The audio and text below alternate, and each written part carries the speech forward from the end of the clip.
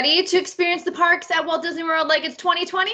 We've got the answer on how to beat the crowds in today's episode. Welcome back to Earstravagant Adventures. I'm your host and travel agent bestie, Rachel, alongside Katie, who is also your second travel agent bestie. Here to whisk you away on another thrilling journey through the magical realms of Disney, Universal, and beyond. And today's episode, we are spilling the tea on the question we get asked all the time. All the time. Probably our number one question. How to avoid the crowds at Walt Disney World. And the answer to that is it's an after hours event, friends. Settle in because we're giving you all the details on what an after hours event is and how it's the best way to ride all the rides at Magic Kingdom. And we actually just did an after hours event, so we have the most up-to-date information to share with you.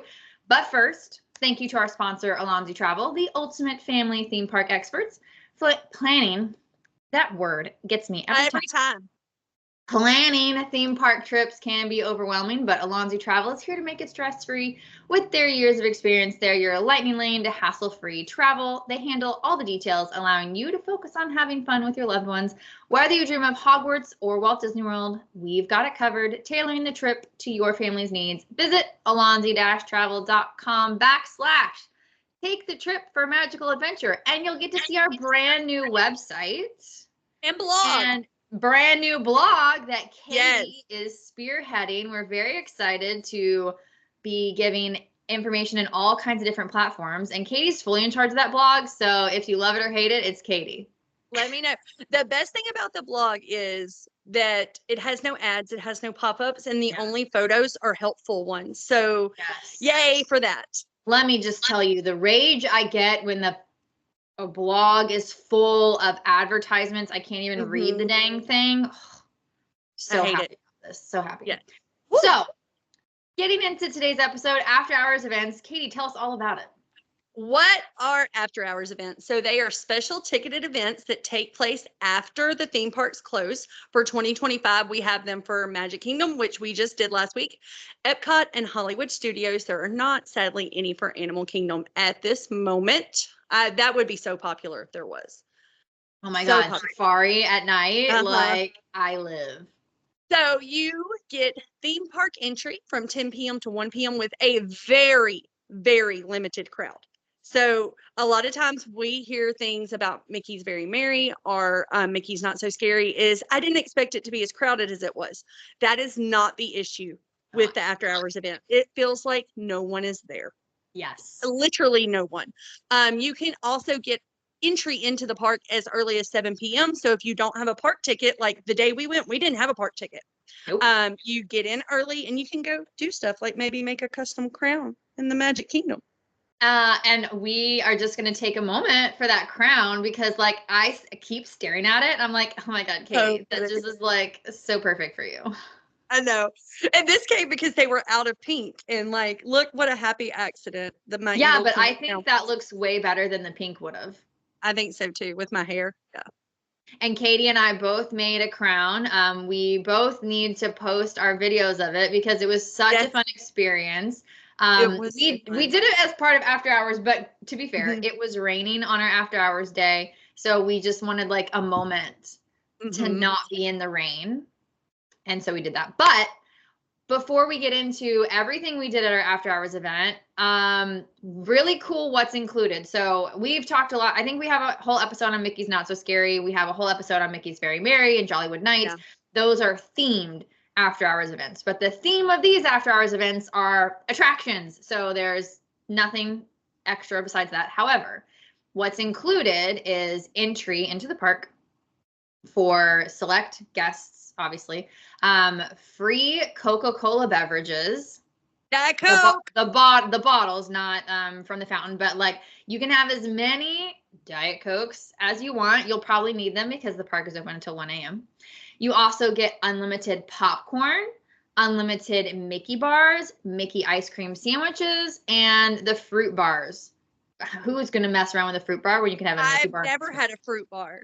Like, no. I mean, maybe they're for the people who have some allergies. Maybe I should have got one since they were free. No. I took one of the popcorns back to the room with me. I did too. Yeah, I took one to the room. I wish it wasn't as cold as it was because I wanted another ice cream sandwich, but I was too cold. But anyway. And wet. So it is on select nights, like Katie said. It's at Epcot Hollywood Studios in Magic Kingdom. They're not going to release more dates for Magic Kingdom because it ends. The last dates are in May, but then we get into Mickey's Not So Scary and Mickey's Very Merry. So that's the latest that we'll see that. But Hollywood Studios and Epcot have dates through September.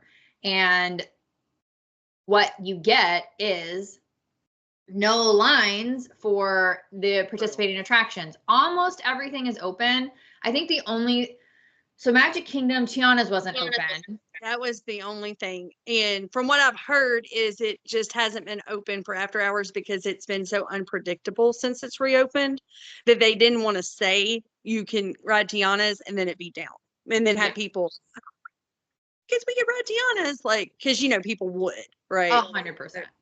And also Little Mermaid, Enchanted Tales with Belle, meeting Ariel, Enchanted Tales with Belle, and then the Silly Circus meet and greets, those weren't open, but everything else was, including Country Bear Jamboree, Tiki Room, I think Carousel Progress was. So basically everything. And same for Hollywood Studios, like Rise of the Resistance. Yeah. Cosmic Rewind at Epcot, all of these big attractions. So a great strategy is if, let's say, maybe you don't have time to do Hollywood Studios as a park day on your arrival day, maybe you do Hollywood Studios as an after hours event, sleep in the next day and go do Epcot. Right? Yeah. So for pricing, why don't you tell us about the pricing? I don't hate the pricing, honestly. I don't hate the pricing either.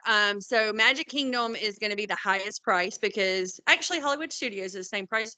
That I'm wrong. So Magic Kingdom event tickets are going to be $155 to $185. I believe we paid $185 for our date.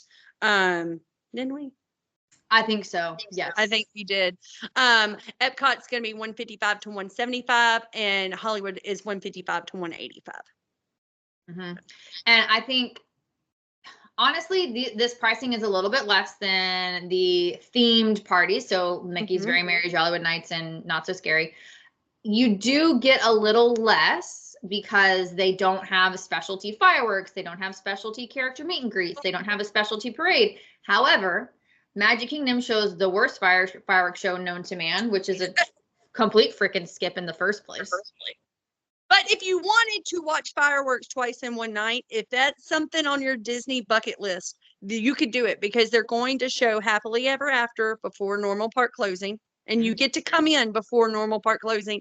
And then there is Enchantment later on in the evening. So if that's something that you're like, hey, it would be fun to say that I've watched fireworks twice in one night, you could do that with this event. You could do that. And so Hollywood Studios and Epcot, those are the other two. All of the parks you get in before the park closes. And let's talk strategy, because the best way to get everything done, and that honestly, that's why you're doing these, because you want to ride all the attractions. You don't really care about the park ambiance and the extra things. You are here to ride attractions. So the best way to do that is to go when early entry starts. So at 7 a.m. We did not start our park adventure 7 p.m. What did I say? 7 a.m. Don't go at 7 a.m. They won't let you in. They're not gonna let you in. 7 p.m. And I'm glad somebody's listening to what I'm saying. Yes. Yeah. So 7 p.m. Because we started our adventure at 9:30. Like I said, had been raining all day. We were just waterlogged and tired of being wet. Yeah. So we did delay our starting time so we could have a moment of not being wet. And it continued to rain until I think 11:30. So we were wet. Thank God for ponchos. Yes, we were. But with that being said, because we got it later than we wanted to start, we didn't get to ride everything. We got close. We did. So we started at 9:30. The event starts at 10. We rode Magic Carpets, then Jungle Cruise, then Pirates of the Caribbean, then Haunted Mansion, It's a Small World, Peter Pan, glanced at the fireworks, tried to ride Seven Dwarfs Mine Train. It went down right as we were about to board. I'm going to count that. Yeah. Katie and Co. went to ride Tron. That was 8. Rachel and Julia rode Winnie the Pooh, Voyage of the Little Mermaid, Dumbo. We all got together and rode Barnstormer. That's 11. And then we met Mickey and left. That's 12 because meeting Mickey is an attraction. We also left at 12:30. We still had, we were all tired and tired of being wet. It was a long day. If we had stayed the extra 30 minutes, we probably could have done Tomorrowland Speedway, the Teacups, and Space Mountain. So we could have probably done 3 more. But that leaves the shows, really. The shows and the Princess Meet and Greet and the Carousel. Yep. So, like, we were super close to riding everything.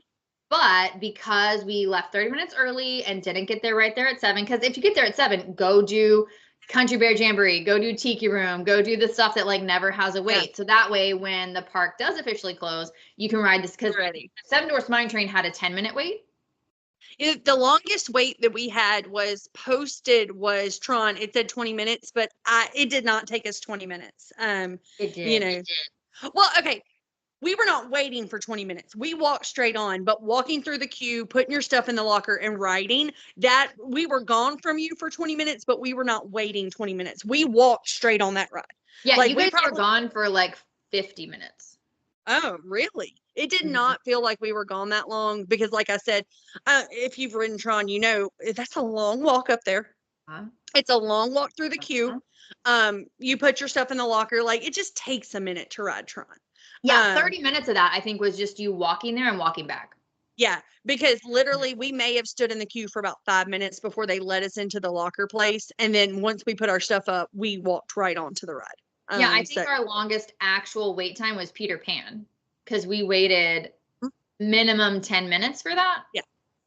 We waited for about 15 minutes, I would say, for Seven Dwarfs, and then we were waiting for the ride to come back up. Really cool. They gave us a multi-experience pass for the next day for Seven Dwarfs Mine Train. That I was shocked about. I was too, but I wonder if that's normal practice or if they were just like, we're going to do this to head off complaints because it's raining. Seven Dwarfs is down. Yeah. Like, they maybe have felt like maybe the people are about to show up at guest services and demand money back. 100%. I was about to say, don't expect that on your after hours event day, because there was a lot of extenuating circumstances for our visit. First of all, I never expect pixie dust on anything, just because, like, I so much appreciate when it happens. So I just assume we're not going to get anything and we're just going to get walked off the ride. That's fine. So this was like a very magical, but like Katie said, it was raining. It was an after hours event. It was close to being when the event was going to be done. And I do think they're like, we don't need people going to guest services. Let's just go ahead and take care of this. Yes. Which was so nice. Yeah. But changed our rope drop strategy for the next day because we were rope dropping Seven Dwarfs, but it was so nice to be able to use that the next day. Yes. So what I like to do for after hours events, and you correct me if you feel like differently, but I like to just start in Adventureland and work my way around, because it's after hours event. So you don't have to really worry about wait times. You can just go in order. And the reason I like to start in Adventureland is because that gives plenty of the day guests time to leave Tron. Because when we got there, Tron was, I think, like 60 minutes. I don't know if I looked, but you know, and this is advice that we give to clients that don't purchase multi-pass and like want to make the most out of standing in line, is always, if there's a big attraction like Seven Dwarfs or Tron, get in the line before the park closes, because they have to let you ride it. And you're not wasting park time standing in line. So you're always going to see that up in the big attractions right at closing. Whether it's a true wait time or Disney inflated it to get you out of the park, you don't know, but it probably was high. Yeah, because you have until literally 10 o'clock to get in line. You don't have to be through the line at 10 o'clock. You can walk up at 10 o'clock and they have to let you in. So that's why we kind of did it that way, so we could let the regular day guests ride the ride, disperse, all that good stuff. And we could, Jungle Cruise also had an alleged 15-minute wait, but I think we waited 10 for that. Yeah, and I think that was just trying to get people in boats. Like, it wasn't like we were, like, everything, I felt like we walked straight to the front of the line, you know? Yeah. And it was also, that was still the park was open for that. Mm-hmm. Mm-hmm. And Pirates, the park was still open for that. So we did get 3 attractions done before 10 o'clock, which I think was great. And then once 10 o'clock hit, we're like, all right, free. What's free? Let's get our free. We immediately went to a popcorn cart. All of us got popcorn. All of us got a soda. I think a couple of us got some ice cream. But immediately, like 10:02, we're like, let's have our free. So I was super impressed with how many of the popcorn and ice cream carts were open throughout the park, even with the pouring down rain. Actually, that's more than I've seen before. We took like 10 steps and there was one. And the cast members were so efficient because like when you're standing, obviously you're standing in the rain, and they were like, what you want? I'm like, Diet Coke, Mickey bar. They were good. Yeah. Yeah. And so I'll say this is my 3rd Magic Kingdom After Hours event. And I would agree with you. I was actually surprised that almost all of the carts were open with that stuff. So that was really nice that you didn't have to like search for your free stuff. Also, we didn't mention, we've said many times how to, you want to get in early at 7 o'clock. When you get to the park entrance, you need to look for the designated entrance for after hours that is very clearly marked. You need to go through that specific entrance because you'll get a special wristband. If you don't have the wristband, how many times did we do this? Yeah. Every time. I feel like they asked on the rides in the beginning and then as later in the night, but if you were not going to get your popcorn and your Diet Coke without your wristband, for sure. Yeah. So every attraction we went to until like, I don't know, 11 o'clock, they were asking for the wristband. And then at the popcorn, you have to have a wristband. So, make sure you have the wristband. If it falls off, you're going to be SOL. There's also a little park map that has a list of all the attractions that are open, the character meet and greets, and where the popcorn stations are. We referenced the attractions once or twice. I forget why I looked at it. But we didn't even need the map to find the popcorn because literally as we started in Adventureland and we're making our circle, like I swear it was like every other ride there was a popcorn stand. Like they were so frequent. Yeah. And I do think our experience was slightly less crowded because of the rain.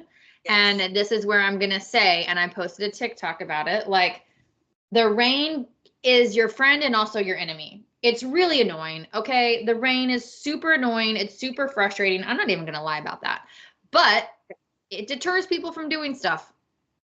So I think our crowd level was already like amazing. But I think it was even less because the rain was it rained literally all day. All day long.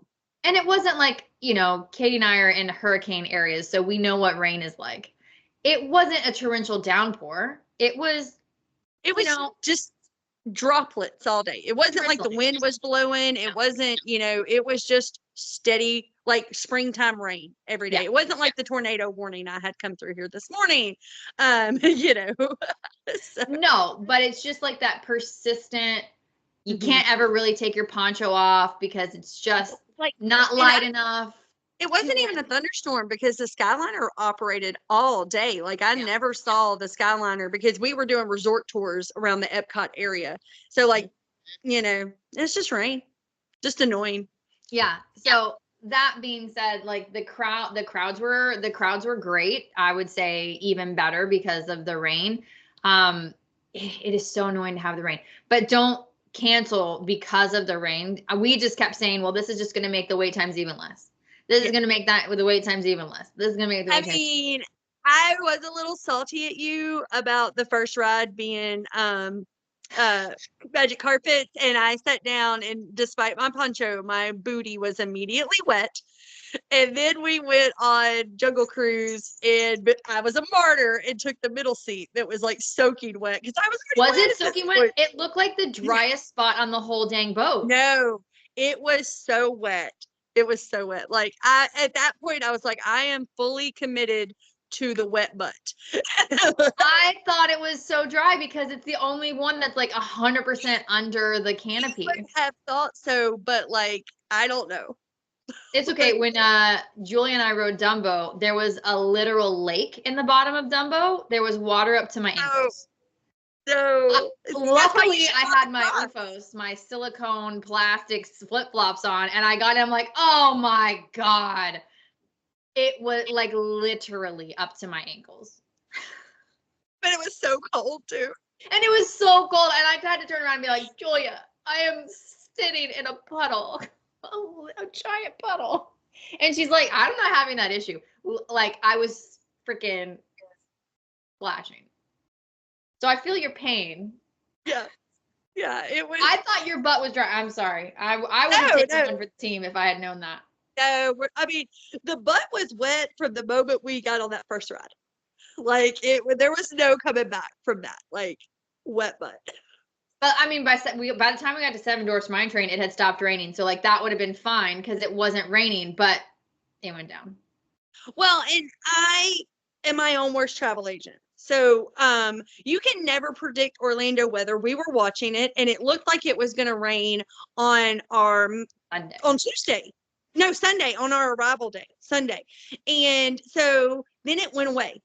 And I'm a very busy person. I had thrown my cheap ponchos in the bag. In fact, I didn't even do it. My husband did it while I was taking a bath and crying over my stress level at that moment. He grabbed the cheap ponchos. And so like I didn't have the good quality poncho like you did. But that's me. Like do as I say, not as I do. Yeah. Which my poncho was from Ponch Ear. So everybody knows I wear ears all the time to the Disney parks. I actually really like the Ponch Ear ponchos because like putting them on your ears keeps the poncho in front of your face. Yeah. And my biggest annoyance with rain jackets and ponchos is they keep like sliding back and I hate water on my face. I'll take water on my hands, on my legs, on my feet. I don't care. I hate it on my face. So the Ponch Ear, it has like a little plastic thing and it fits over Mickey ears. And then it has that little like extender for your face. So my face stayed nice and dry. And it's a very thick poncho too. Yeah, like Katie was saying, the cheaper ones can rip really easily. I was impressed with my dollar ponchos because it didn't rip on you, did it? No, I wore that one poncho all day during the resort tours and it did not rip. So, yeah. Yeah. So bring a poncho, but that has a tangent that we didn't.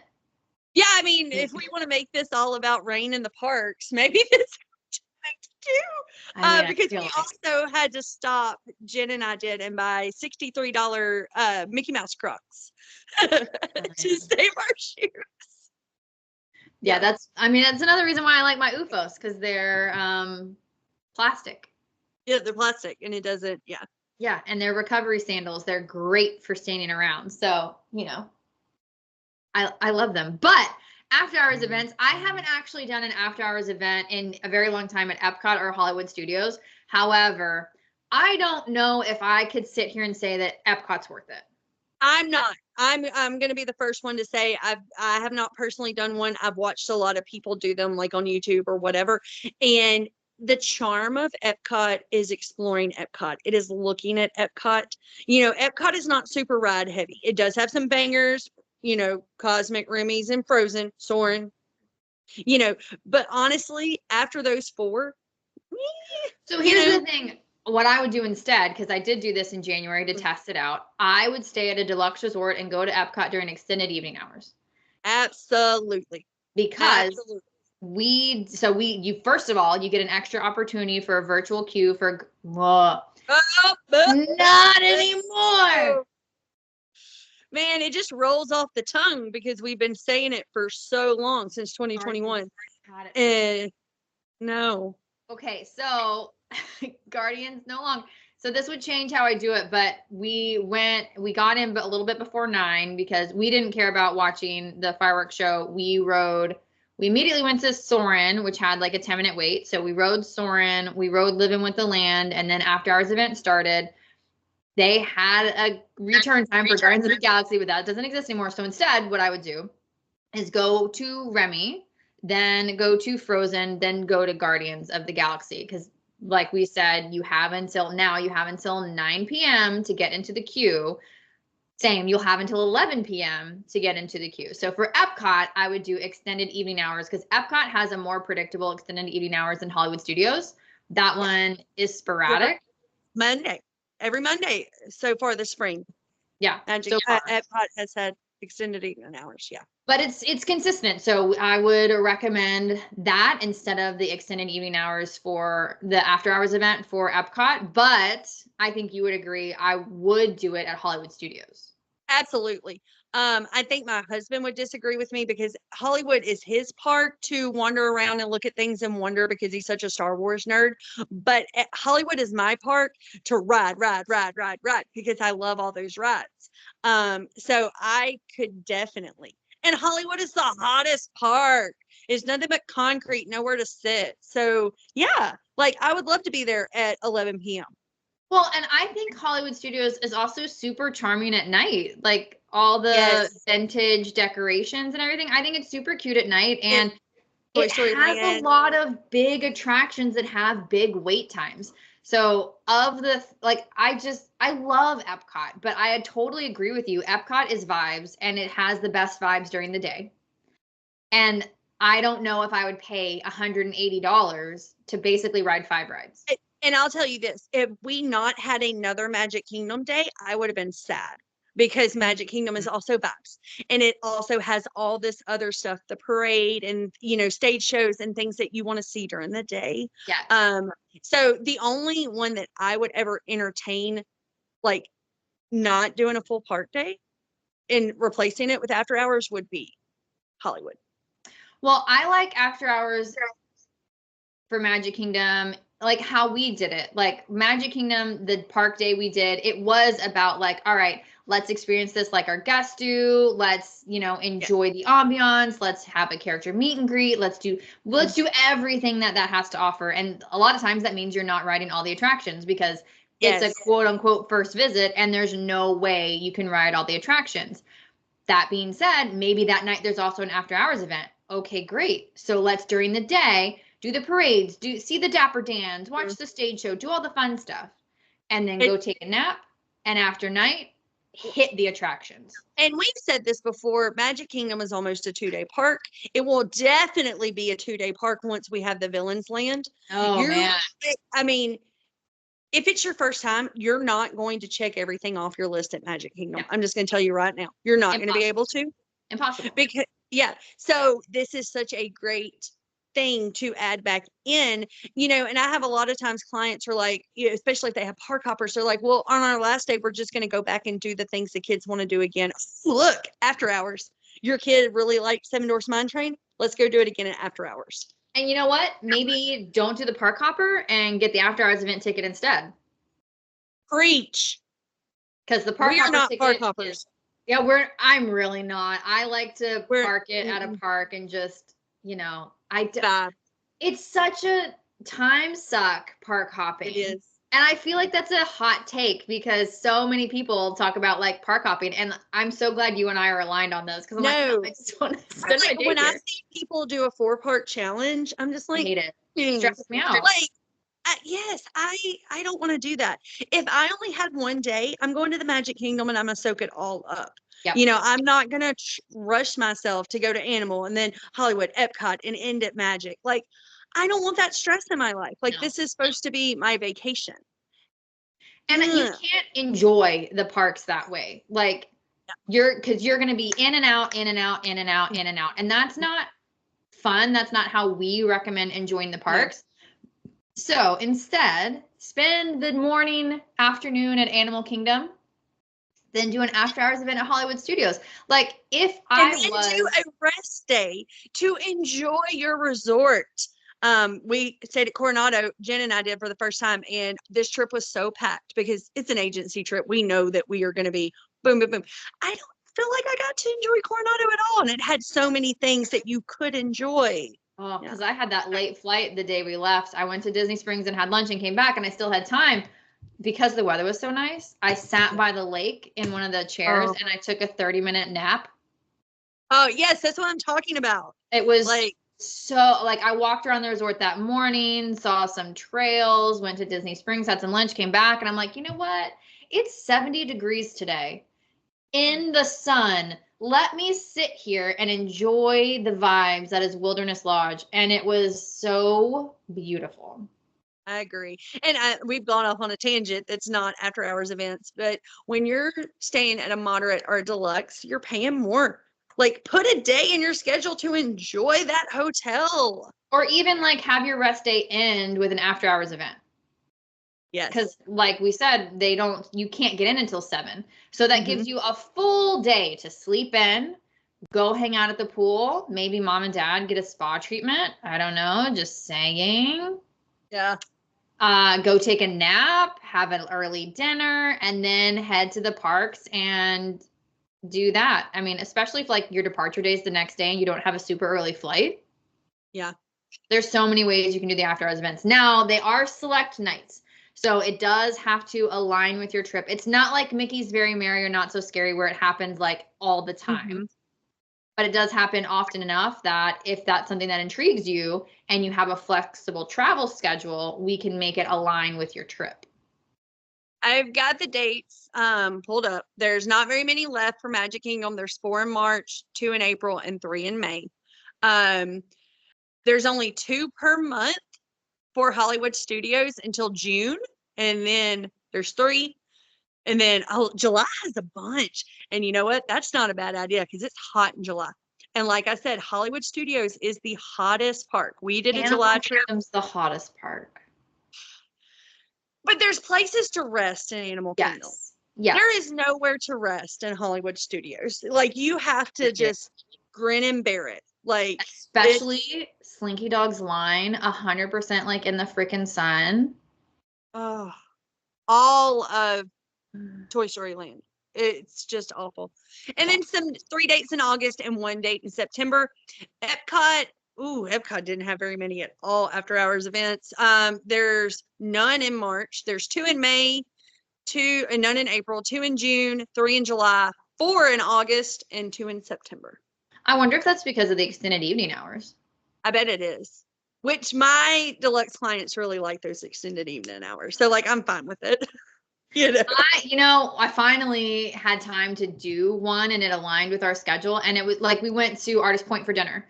And then afterwards we're like, well, we have park hoppers. Let's go to Epcot. And we hadn't ridden Frozen or Remy's because we didn't want to do multipass. We were there for the marathon. Like it just didn't align. And we were able to do Soarin', Guardians of the Galaxy, Frozen, and Remy's, and then extended evening hours ended, and it just was perfect timing. And we had Cape May Cafe breakfast the next day, and it was fine because we didn't have to get up early. Great. Yeah. Perfect. Yeah. So I think the overall consensus is maybe Epcot's a skip. Yeah. Yeah. But book a deluxe so you can go to the extended. Yeah, I think, this was talking about after hours events, but I think a nice takeaway is you can do Epcot like an after hours event with extended evening hours, but Hollywood Studios and Magic Kingdom, I feel like are worth the money. I feel like the crowd levels are extremely controlled, way more than the parties. So it absolutely is, you're able to ride everything if you go in early. I also really love that they give you free popcorn and ice cream and sodas. Like, that is great. Yes. Like, I love that. I did not bring my water bottle because I'm like, no, I'm getting it for free.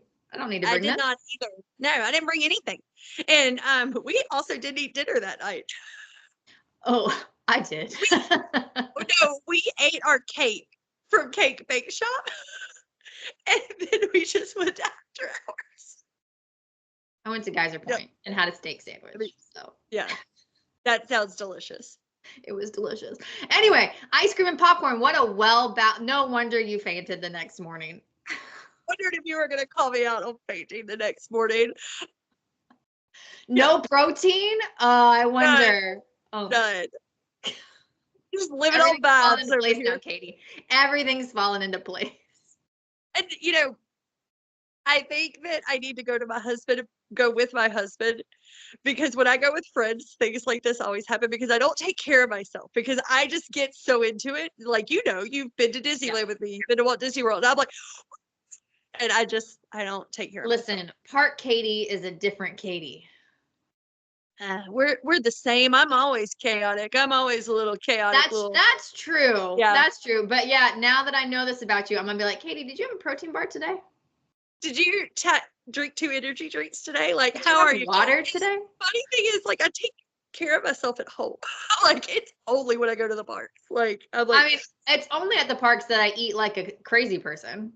yeah, same. Like, I'm not eating cake for dinner here at the house. Like, No, I'm also not like eating cake. yeah, agreed.